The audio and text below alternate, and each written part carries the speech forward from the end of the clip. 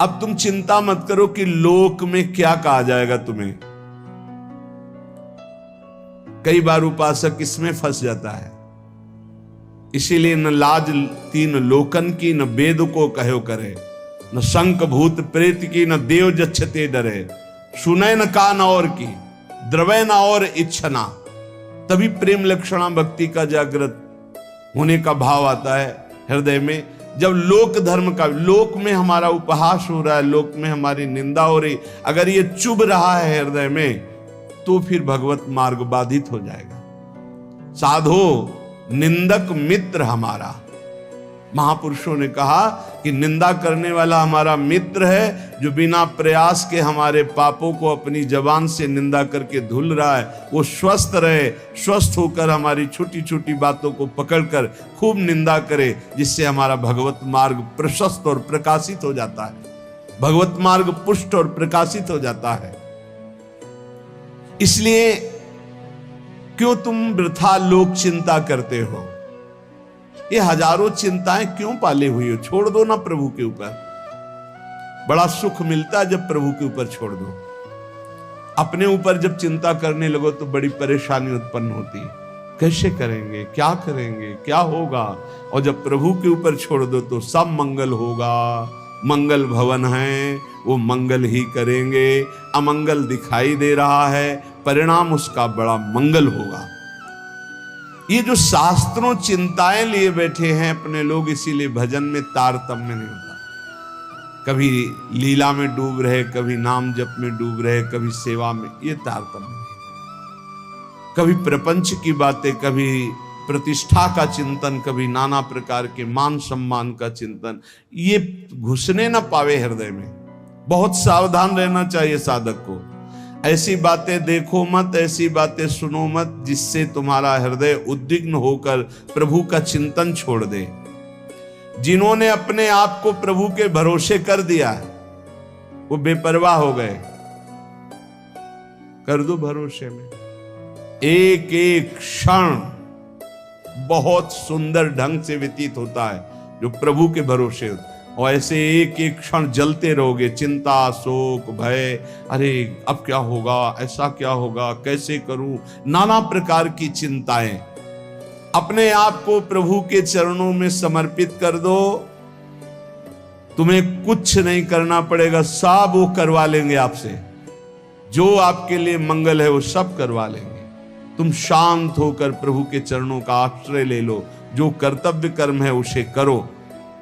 अलम कश्यापि संगत्या तवालम शास्त्र कर्म भी वृंदारण्य तृणम मन्यो धन्यो ना किंचिदाचरेत।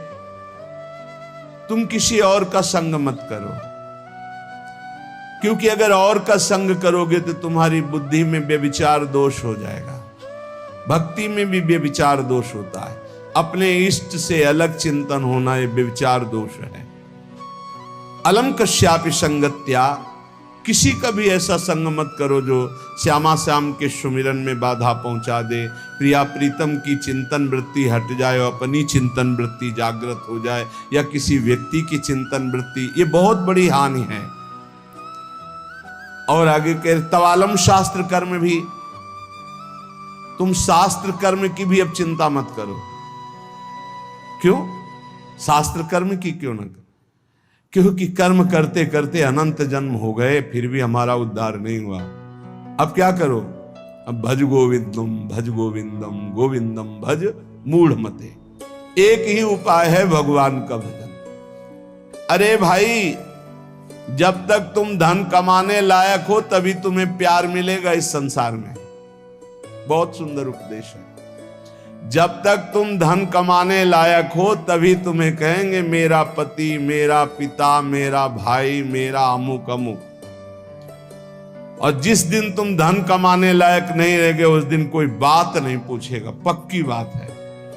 वाह वाह जब चल रहा है तो सब हाथ मिलाएंगे, और जब बुरा समय आएगा तो तुम्हारी गली से निकलना हो ठीक नहीं समझेगी कि अगर उधर निकलेंगे कहीं वो मिल न जाए और कुछ मांग न ले, कुछ कह न दे।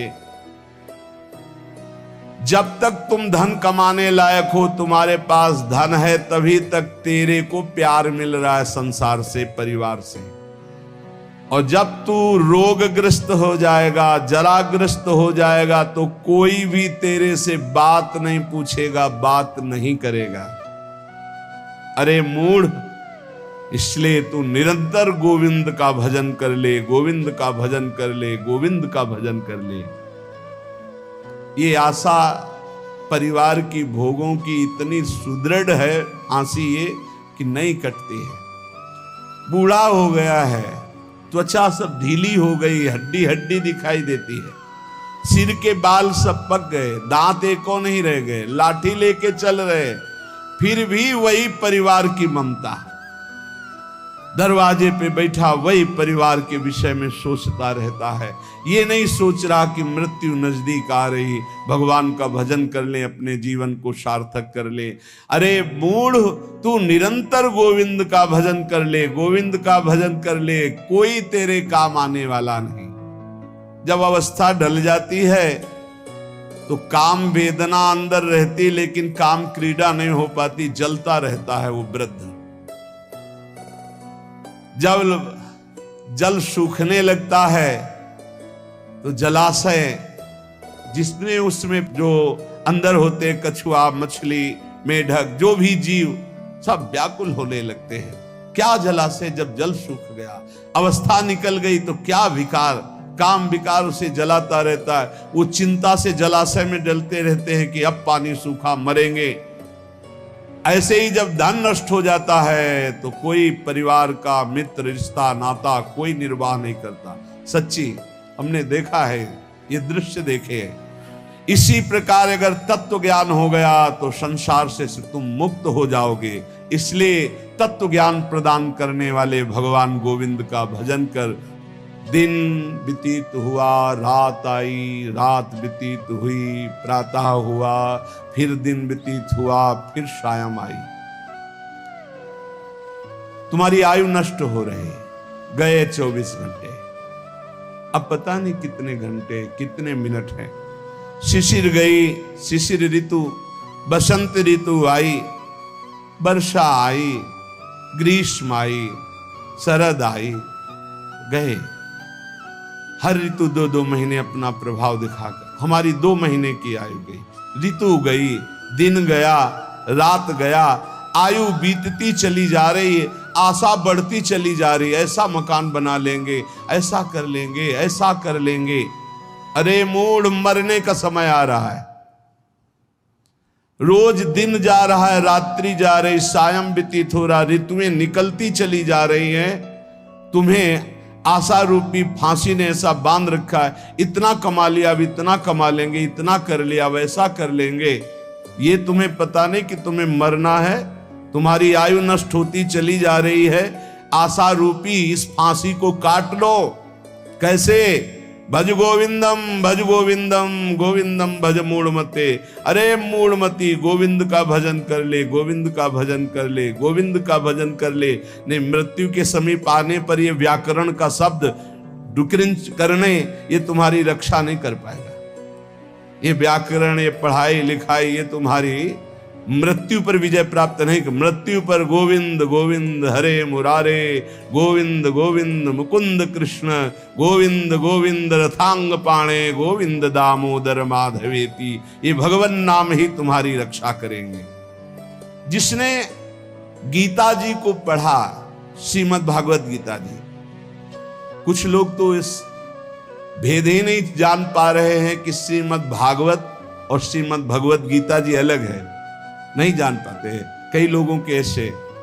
जिसने जो युद्ध क्षेत्र में भगवान श्री कृष्णचंद्र जी ने अर्जुन को 18 अध्याय उपदेश किया, उसे श्रीमद् भगवत गीता जी कहते हैं। और भगवान व्यास देव जी द्वारा रचित श्री सुखदेव जी ने जो 7 दिन में परीक्षित जी को सुनाया, वो श्रीमद् भागवत है। जिसने भगवत गीता को पढ़ा है, गंगा जल के एक बूंद भी आचमन किया है, एक बार भगवान श्री कृष्ण की पूजा कर ली है, यमराज उसकी तरफ आंख उठा के भी नहीं देखेंगे। एक बार भगवत गीता पढ़ा, एक बार गंगा जल का आचमन किया।